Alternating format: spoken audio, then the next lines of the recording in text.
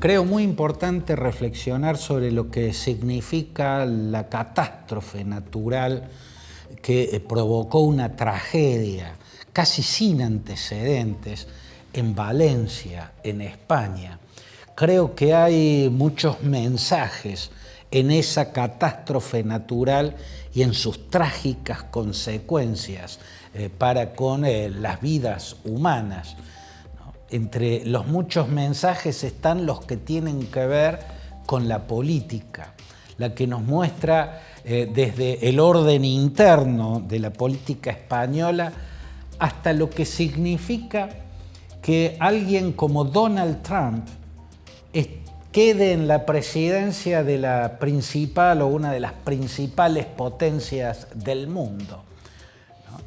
En el orden interno de la política española, de algún modo, la DANA de Valencia, DANA es la sigla que resume depresión aislada en niveles altos, ¿no? Es una forma de tormenta que se da constantemente en esa parte de España, pero que en este caso ha ocurrido con una violencia, con una intensidad que no tiene precedentes en la historia de España, y el resultado es inmensamente trágico.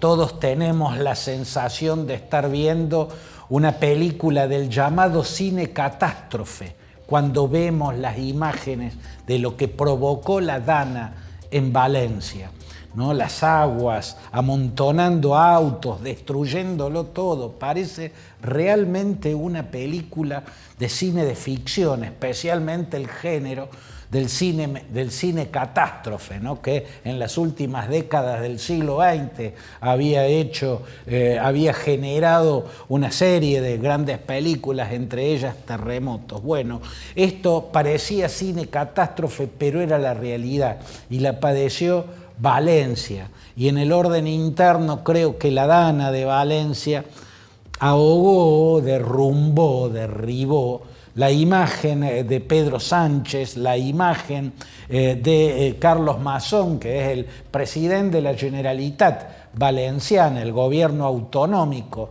de Valencia. Creo que el que salió mejor parado fue el rey Felipe VI, el rey Felipe de Borbón, y salió mejor parado porque el jefe del gobierno, Pedro Sánchez, del Partido Socialista Obrero Español, y Carlos Mazón, el presidente de la Generalitat, que es del Partido Popular, el partido de la centro derecha, huyeron despavoridos. Bueno, Mazón tiene la responsabilidad de no haber previsto y de no haber dado las alarmas a tiempo.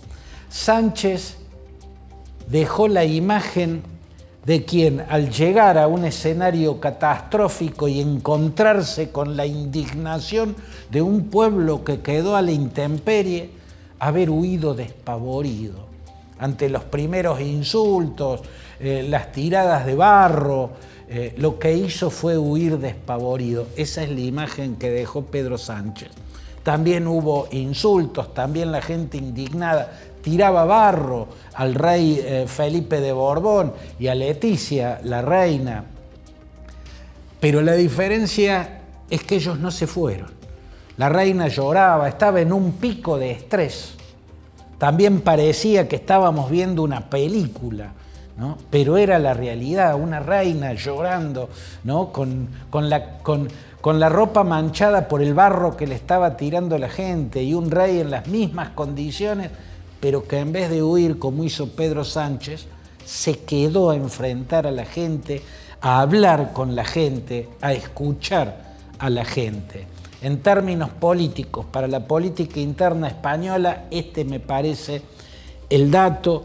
En términos generales, la primera vista tiene que ver con lo que implica la corrupción. En este caso todavía no está evaluado de qué modo influyó la alta o baja corrupción en caso de que así fuera. Acá lo que estamos viendo es una intensidad inédita para la cual no podía estar preparada una sociedad, sencillamente porque eso no había ocurrido. Hubo otras grandes tormentas en el siglo XX, pero nunca de esta magnitud. Hay un estudio muy importante del Fondo Monetario Internacional, ¿no? Un estudio que involucró la evidencia, fue el análisis de evidencia econométrica en 135 países entre 1980 y el 2020. Y ese estudio logró mostrar, mediante evidencia econométrica, la influencia de la corrupción en las consecuencias trágicas de las catástrofes naturales. Llegó a probar que en una sociedad X un aumento de 1% el nivel de corrupción implica un aumento de 2,1% en la cantidad de muertos que deja una catástrofe. A 1% de corrupción, 2,1% de muertos. El estudio, por supuesto, involucraba consecuencias de fenómenos como el terremoto que borró Puerto Príncipe, la capital de Haití, en el 2017, y lo comparó con un terremoto de igual intensidad, que tendría que tener las mismas consecuencias, ocurrido en Nueva Zelanda, pero en Nueva Zelanda quedaron algunas decenas de heridos, solo algunas decenas de heridos, mientras que en la capital haitiana quedaron cientos de miles de muertos.